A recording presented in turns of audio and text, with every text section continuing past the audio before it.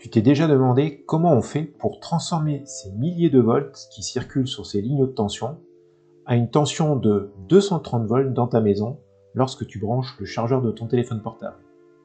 Si tu as envie de tout savoir, je t'invite à suivre la vidéo jusqu'au bout. Alors, quel est cet élément qui permet d'abaisser ces milliers de volts? Où se situe-t-il? Tu vois ici par exemple un premier exemple.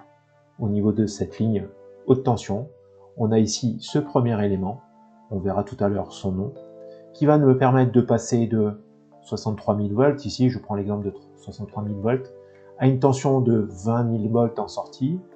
On va voir ici un deuxième élément, que tu as sans doute déjà vu aussi, qui va nous permettre de passer de, par exemple, 20 000 volts à 230 volts qui vont arriver jusqu'à ta maison. Alors cet élément, sais-tu comment il s'appelle? Eh bien c'est simplement un transformateur. Ce transformateur, en fin de compte, tu vas le retrouver au quotidien. Tu ne le vois pas forcément, mais il va être dans le transformateur de ton téléphone portable. Il va être dans le chargeur de batterie. Il va être dans l'éclairage LED de la maison. Ce genre de petit chargeur également. Le transformateur, en fin de compte, on va le voir partout. Mais en fin de compte, ce transformateur, de quoi est-il constitué? On va le voir à présent, et surtout, comment ça fonctionne. Donc un transformateur, on va retrouver dans un premier temps ce qu'on appelle un enroulement primaire. Cet enroulement primaire, on le voit ici en rouge. C'est quoi l'enroulement primaire? C'est simplement un fil de cuivre que je vais venir enrouler autour d'une tôle feuilletée. On va faire un certain nombre d'enroulements, ce qu'on appelle le nombre N de SPI. À cette bobine, je vais lui appliquer une tension et un courant I1.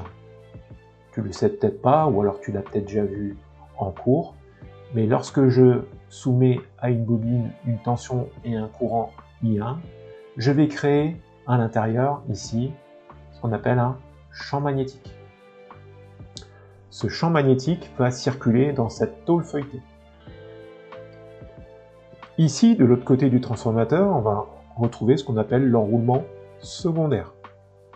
De la même manière, c'est un enroulement de fil de cuivre avec un nombre N2 de spire. Je ne sais pas si tu as déjà fait l'expérience en cours, mais sache que lorsqu'on crée et qu'on fait déplacer un champ magnétique à l'intérieur d'une bobine, on va créer ce qu'on appelle un courant induit. Le courant induit I2. Et qui dit courant I2 dit tension U2. Voilà déjà donc la constitution d'un transformateur et comment ça fonctionne. Pour le moment, tu ne sais toujours pas comment le fait d'abaisser la tension, ça fonctionne. Et surtout, de quoi ça dépend. Et bien on va voir ça tout de suite. Donc c'est ce qu'on appelle le rapport de transformation. Tu as ici la formule. Et tu vois très clairement de quoi va dépendre le rapport de transformation. Donc on peut le calculer de différentes manières. Je peux faire le rapport de la tension de sortie sur la tension d'entrée, donc U2 sur U1. Ou alors ici, c'est surtout ce qui va nous permettre de déterminer le rapport de transformation, de combien je vais donc augmenter, on va voir, ou baisser une tension en sortie. Et en fin de compte, c'est le nombre de spires qui va le déterminer. Donc ici, on voit bien que le rapport de transformation, c'est le nombre de spires au secondaire divisé par le nombre de spires au primaire. Et on peut également faire le rapport de I1 sur I2. Ça, c'est en fonction de ce que tu mesures. On peut calculer en fonction de la tension, I2 sur I1, le rapport de transformation, en fonction du nombre de spires, ou alors, si tu mesures les courants de sortie et d'entrée, tu fais le rapport des deux, et tu vas pouvoir également retomber sur le rapport de transformation. Alors, le nombre de spires, on voit très bien, c'est des maths. Si jamais le nombre de spires au secondaire est plus grand qu'au primaire, à ce moment-là, le rapport de transformation sera supérieur à 1. Ça voudra dire qu'en sortie, ta tension sera supérieure à la tension d'entrée. Donc oui, un transformateur peut aussi élever la tension, élever une tension. Maintenant, si au secondaire, tu as un enroulement beaucoup plus petit qu'au primaire, À ce moment-là, le rapport de transformation sera inférieur à 1. Et donc, la tension de sortie sera plus petite que la tension d'entrée. Donc voilà, en fin de compte, comment on fait pour abaisser une tension. Donc ce que je t'invite maintenant à faire, c'est un petit exemple. Tu as ici, dans cet exemple, un transformateur avec au primaire 2000 spires, au secondaire 400 spires, une tension d'entrée de 230 volts, et en gros, ce que je vais te demander de faire, c'est de me calculer la tension à la sortie de ce transformateur. Je t'invite à mettre la vidéo sur pause si tu veux faire le calcul de ton côté, ou sinon, on passe tout de suite à la correction. Donc là, ce que je vais faire, je vais reprendre la formule de mon rapport de transformation. Donc M, c'est N2 sur N1, pardon, qui est aussi égal à U2 sur U1.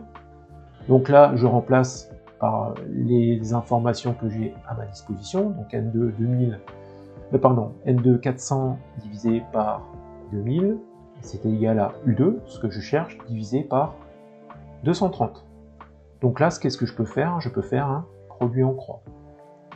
Donc U2, ça va être égal à N2 que multiplie U1 divisé par N1. Et logiquement, si tu as fait le calcul de ton côté avant de suivre la correction, tu étais censé trouver 46 volts. Et voilà, tu sais à présent comment fonctionne un transformateur, ça n'a plus de secret pour toi. Si tu veux en connaître encore plus dans le domaine de l'électricité ou alors même de l'électronique en général, je t'invite à t'abonner à ma chaîne si ce n'est pas déjà fait. Si tu as des questions ou des sujets que tu aimerais que j'aborde, n'hésite pas à me le faire savoir en commentaire. Merci pour ton attention, je te dis à très vite dans une nouvelle vidéo. Allez, bye!